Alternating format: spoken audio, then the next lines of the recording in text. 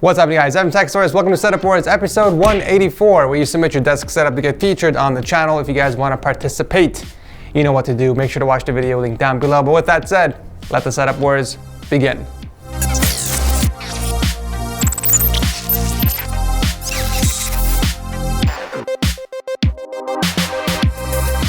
You guys are gonna love today's sponsor. There's this website called Skoojit where you can share your setups online, and right now they have a contest with up to $2,000 worth of prizes to be won. If you think you have an awesome setup, you can upload your pictures before December 22nd to participate. Now, even if you guys don't have an awesome setup, you can still win a prize just by voting on your favorite setups. They will randomly pick people who voted on setups and give them a $40 Amazon gift card. It's pretty much like Setup Wars, but online. And here's the cool part. If you see something you like on a setup, you can click on the product and it will take you straight to the website where you can purchase it.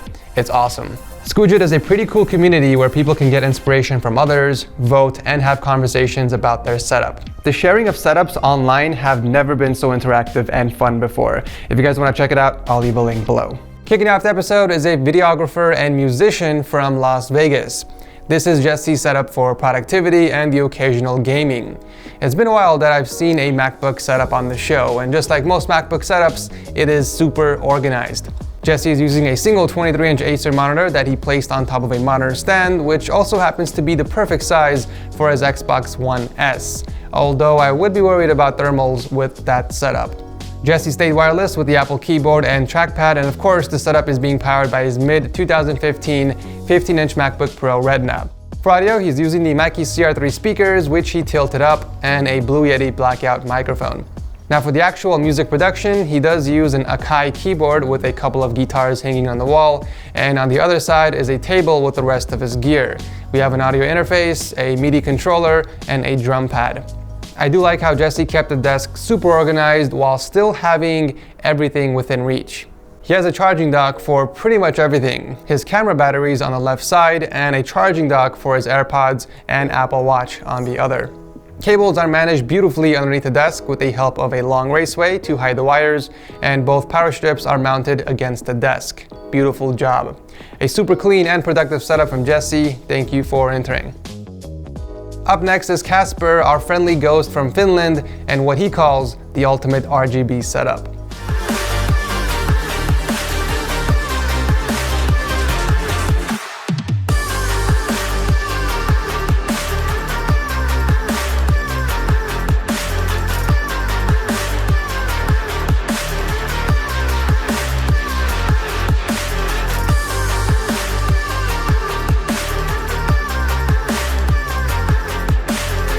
He's rocking dual 27-inch monitors that he mounted on his motorized desk. It does seem a bit cluttered with all of that gear. I feel like a few things that don't necessarily need to be on there could be stored away, like the laptop and controller. But for the most part, everything is organized pretty well.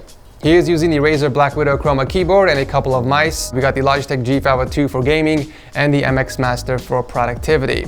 I love that he combined both keyboard and mouse wired together using Velcro straps, and he even routed it straight across the desk through his cable organizer. Very clever. For audio, he's got a pair of Bose Companion 2 speakers and the Corsair Void Pros chilling on a hanger, and it looks like he used the PC to kind of cover the cables for the Echo Dot, the desk lamp, and even the headset. Once again, very clever. What I like most about this setup is the custom work. He built a fiber optic light clock, which looks pretty dope. For cable management, he installed this massive rack underneath to hide all the cables, but my personal favorite is the custom RGB wall shelf. He essentially threw in an RGB strip inside and routed the power cable through a channel raceway and plugged it into a power outlet behind that wall decor. For a 16-year-old, that is pretty damn impressive, I gotta say. The PC powering the setup has an 8700K, 16 gigs of RAM, and the MSI GTX 1080 Ti with a custom backplate. There's definitely a lot going on in this setup. It's very busy, but I feel like he did a great job keeping things organized and very clean with lots of personality. Excellent setup, and thank you, Kasper, for entering. And number 3 is Spira from the Russian Federation and his multi-purpose setup. The left side is used for console gaming and watching videos, while the right side is for gaming. To achieve such a large setup, he used a massive countertop, which I'm assuming is custom made because I haven't seen anything this long anywhere online. And he's also got 3 Alex drawers as support. He's using a 29-inch ultra-wide monitor from LG with the Razer Black Widow Chroma keyboard and the Maba Chroma mouse. It's obvious he is a Razer fan because even for audio, he is sticking with Razer gear. We got the Tiamat gaming headset and the Razer Siren X microphone that he hooked up to a boom arm. But check out the clever boom arm placement, you guys. I recommended something very similar to this a while back with a tiny wall shelf.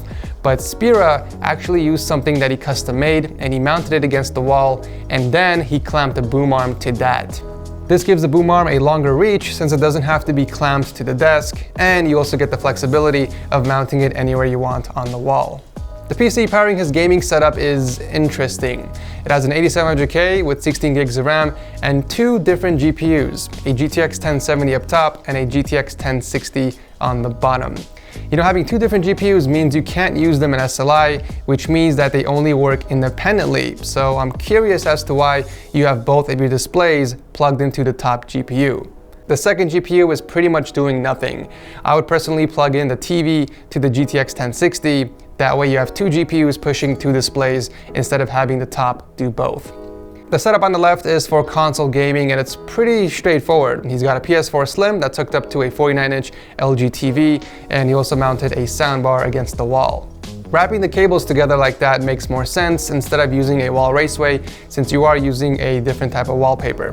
The rest of the cables are managed perfectly behind the setup. However, the cables on the desk and behind the monitor can be tidied up a bit better. Thank you, Spira, for entering. Coming all the way from Belgium is Tom and his epic triple monitor setup that he uses for everything from photo editing and artwork to gaming and video editing. He picked up this corner desk from a local furniture store, and personally, if I were to build a triple monitor setup, a corner desk would be my first pick, since all three monitors follow that natural curve path, and this way you have extra space on the sides to do whatever you want. I mean, I would have put the PC on the right side, but Tom decided to keep it on a nightstand instead to keep the desk more organized. For peripherals, he's using the Corsair K70 RGB keyboard, a SteelSeries Sensei wireless mouse, and we also got an Elgato Stream Deck. He did drill a hole in the desk to route the wires, but he did keep some slack for the keyboard so that he can move it away when he's using the Wacom tablet. For audio, he's got a pair of Jamo speakers which are symmetrically aligned with his monitors and a pair of Sennheiser RS180 wireless headphones.